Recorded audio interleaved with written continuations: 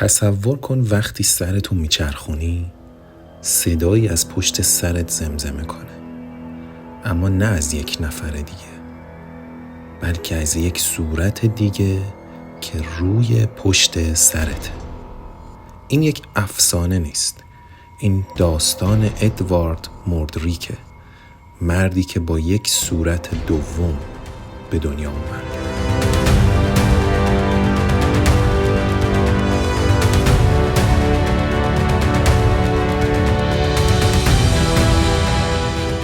سلام به همه ریلکستی های عزیز.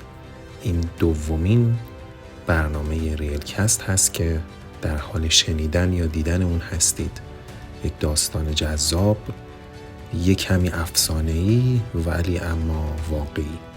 قرار امروز بریم تو خاطرات و داستان‌های باور نکردنی. پس لطفاً اگر این ویدیو رو دوست داشتید تا آخرش با من همراه باشید. چنل ریلکست رو سابسکرایب کنید، دکمه زنگوله رو بزنید که هر موقع ویدیو گذاشتم به دستتون برسه.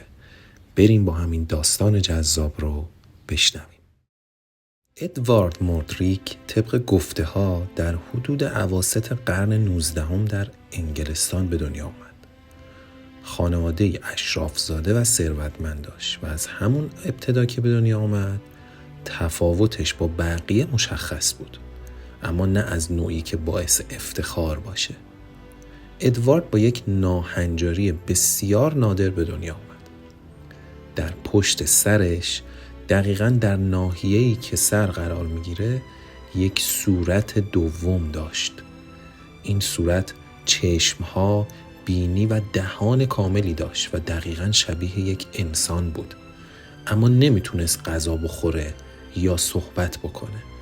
با این حال چشمهاش حرکت میکرد، لبهاش میجنبیدن و گاهی انگار لبخند میزد یا گریه میکرد. هیچ پزشکی در اون زمان نمیتونست این ناهنجاری رو توضیح بده، اما خانواده سلطنتی و اشرافزاده ها از ترس بی‌آبرویی ادوارد رو از دید عموم مخفی میکردن. ادوارد جوانی باهوش و هنرمند بود. ویولون میزد، شعر مینوشت و به زبانهای کلاسیک علاقه زیادی داشت. اما هیچ کدوم از این استعدادها نتونستن مانعی برای کابوس شبانه اش بشن.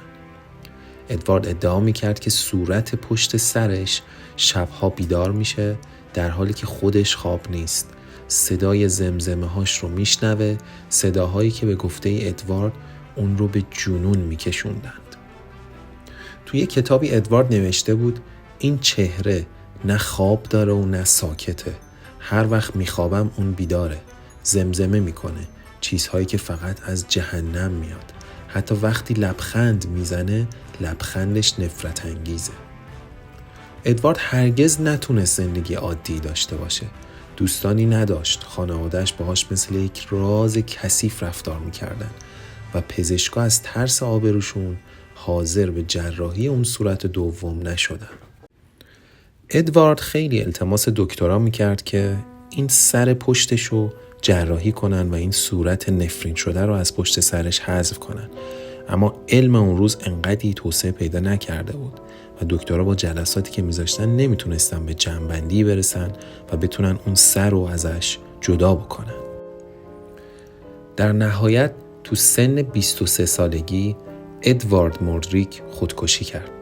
نوشته‌هایی ازش باقی مونده که قبل از مرگ از پزشکا خواهش کرده که خواهش میکنم اون چهره رو از سرم جدا کنید قبل از اینکه منو به جنون کامل برسونه، اما کسی کاری نکرد. وقتی جسدش پیدا شد در اتاقی تاریک و در سکوت مطلق با زهری که خودش تهیه کرده بود جونش رو گرفته بود. گفته میشه که توی نامه خداحافظیش فقط یک جمله نوشته شده بود: من هرگز تنها نبودم.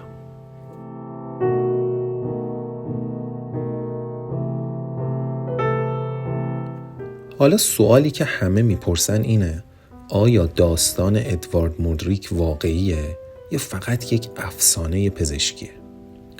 این داستان برای اولین بار تو سال 1895 در یک کتاب پزشکی به نام ناهنجاری‌ها و و کنجکاوی‌های پزشکی به چاپ رسید. نویسنده اون کتاب داستان رو به شکل مستند و واقعی روایت کرده، اما هیچ مدرک فیزیکی، هیچ عکس تایید شده‌ای و هیچ سند رسمی از تولد یا مرگ ادوارد وجود نداره.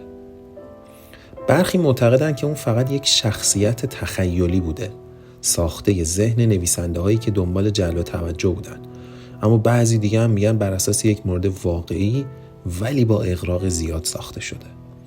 اما چیزی که وجود داره اینه که با وجود گذشت بیش از 100 سال هنوز هم پرونده ادوارد مودریک یکی از مرموزترین روایت‌های پزشکی جهان باقی مونده.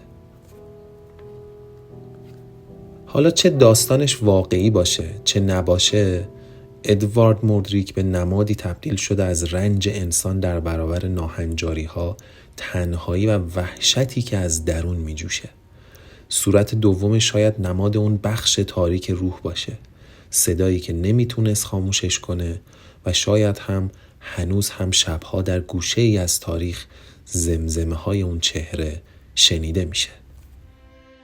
میگن تو سال 2016 از نوادگان خاندان سلطنتی ادوارد مودریک دی ان ای گرفته شده و یه تحقیقات پزشکی هم روی این دی ان ای انجام شده و یک بیماری شناخته شده، اما نمیشه صحت این که این خاندان واقعی بودن یا نه رو تاییدش کرد.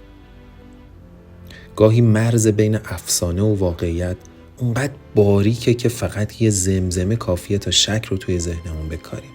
آیا ادوارد مودریک واقعا وجود داشت یا فقط چهره دوم ترس‌هایی بود که هممون توی خودمون پنهون کردیم؟